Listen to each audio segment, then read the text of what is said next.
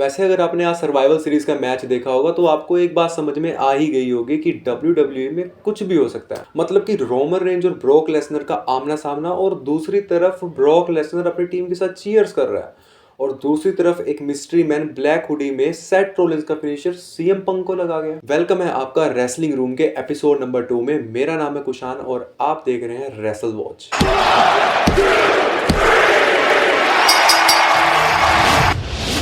पहले हम बात करते हैं डोमिनिक मिस्टीरियो और जॉन सीना के मैच के बारे में। भाई ये मैच तो अपने आप में नेक्स्ट लेवल चला गया, क्योंकि डोमिनिक ने जो अपना हील टर्न था वो अच्छे से निभाया। मतलब अगर हम देखें कि रेफरी का गिर जाना, राकेल रोड्रिगेज का बीच में इंटरफेयर करना, फिन बैलर, जेडी मैकडोना और उसके बाद लिव मॉर्गन, मतलब भाई बिल्कुल ही स्पीचलेस।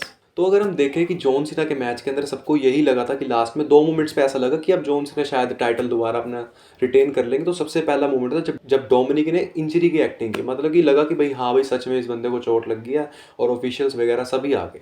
लेकिन जब थोड़ी देर बाद जब पता चला कि राकेल रोड्रिगेज ने पीछे से हमला करके जॉन सीना को ही मूव लगा दिया, और उसके बाद फिर डोमिनिक ने अपना फिनिशर लगाया और जब फ्रॉग स्प्लैश लगा दिया और उसके बाद जब कवर किया जॉन सीना को, तो रेफरी ने भी भाई कह दिया भाई मैंने भी तुम्हें देख लिया है, तो भाई तुम कृपया करके बाहर जाओ। इसी के बाद जब जॉन सीना अपना मूव लगाने लगते हैं तो रेफरी भी नॉकआउट हो जाते हैं, और उसके बाद जेडी मैकडोना और फिन बैलर डोमिनिक की हेल्प करने, और फिर भाई जॉन सीना भी कम नहीं थे। जॉन सीना ने भी दोनों को एटीट्यूड एडजस्टमेंट लगा दिया। वही एज और बिग शो एरिया में वही सीन याद आ गया। फिर एंट्री होती है लिव मॉर्गन की। भाई स्टार्टिंग में जब लिव मॉर्गन की एंट्री हुई हम तो भाई सारे यही थे कि अब भाई डोमिनिक गया। लेकिन जब डोमिनिक को उसने पंच किया कि हाँ ये कंफर्म हो गया था कि भाई अब जॉन सीना जीतने वाले। जॉन सीना भी खुश बिल्कुल जब गले लगे लिव मॉर्गन, और फिर उसके बाद जो नज़ारे मिले जॉन सीना को एक लो ब्लो के साथ, और फिर उसके बाद डोमिनिक मिस्टीरियो ने अपना फिनिशर लगा के उस मैच को जीत लिया। मतलब क्या ही, मतलब कि कैसे एंडिंग कहाँ से कहाँ गई। बाकी ये तो हमें पता ही था कि जॉन सीना ये मैच हारने वाले हैं, और डोमिनिक को अपना कैरेक्टर जोन सा है और पॉलिश मिल जाएगा, और वो मिल भी है।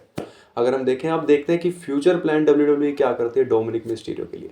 तो बात करते हैं मेंस 4 गेम की, और इस मैच के अंदर तो भाई 5 स्टार पक्का ही बनता है, क्योंकि अगर हम देखें कि रोमन रेंज और ब्रॉक लेसनर का आमने सामने आना ये अपने आप में एक बहुत बड़ी हाइप क्रिएट कर देता है कि भाई ये दोनों सुपरस्टार्स फॉर्मर डब्ल्यूडब्ल्यूई चैंपियन आमने सामने, और ये एक ऐसा मैच डिलीवर करता है कि जो फैंस के लिए एक मूवमेंट बन जाता है। और अगर हम देखें कि रोमन रेंज या ब्रॉक लेसनर को कंपेयर करें तो भाई कंपेयर करना ही नहीं बनता इस लेवल पे, कि अगर मैं आपसे पूछूं कि रोमन रेंज के फैन या फिर ब्रॉक लेसनर के, तो भाई दोनों ही अपने लेवल पे हैं। भाई अगर मैं बात करूं तो उसी तरफ अगर हम देखें कि रोमन रेंज ने भी पूरे विजन को खत्म करके रखा था, और ब्रॉक लेसनर तो भाई F5 और सुप्लेक्स सिटी तो आपको पता ही है। लेकिन जब हमने देखा स्टार्टिंग में जब रोमन और ब्रॉक आमने सामने आए और रोमन रेंज ने 3 आई थिंक सुपरमैन पंच लगाए, तो चौथा जब लगाने गए तो ब्रॉक लेसनर ने भाई F5 अपना लगा दिया, और वही रेसलमेनिया वाली पुरानी फीलिंग हमें आ गई। अब जो बात मैं आपको बताने वाला हूँ शायद आपको थोड़ी सी कंफ्यूजन लगे कि भाई ये क्या बोल रहा है। मेंस 4 गेम के अंदर जब लास्ट में सीएम पंक अपना मूव लगा फिनिशर लगाने लगते हैं, तो उसी टाइम एक मिस्टीरियस मैन आता है और वो आके सेथ रॉलिंस का मूव सीएम पंक को लगा देता है। लेकिन यहाँ पे हमें बात समझने वाली है कि उस टाइम अनाउंसर्स ने भी वहां पे कह ही दिया था कि सेथ रॉलिंस नहीं हो सकते, क्योंकि अगर हम देखें कि सेथ रॉलिंस के साथ जो विजन ने किया है उस हिसाब से सेथ रॉलिंस का कोई यहाँ पे सेंस तो बनता नहीं कि सेथ रॉलिंस यहाँ पे आए। लेकिन हैरानी तब हुई जब पता चला कि इसके पीछे असली कारण क्या है। फैंस को तो यही लगा था कि जॉन मॉक्सली, डीन एम्ब्रोस का रिटर्न हो सकता है, लेकिन अभी भी रूमर्स यही कह रहे हैं कि शायद वो डीन एम्ब्रोस थे। बट जहां तक सबसे बड़ा जो सा नाम निकल के आ रहा है वो सिर्फ एक ऐसे आदमी का जिसको सुन के आप भी शॉक हो जाओगे, और वो नाम है ऑस्टिन थ्योरी।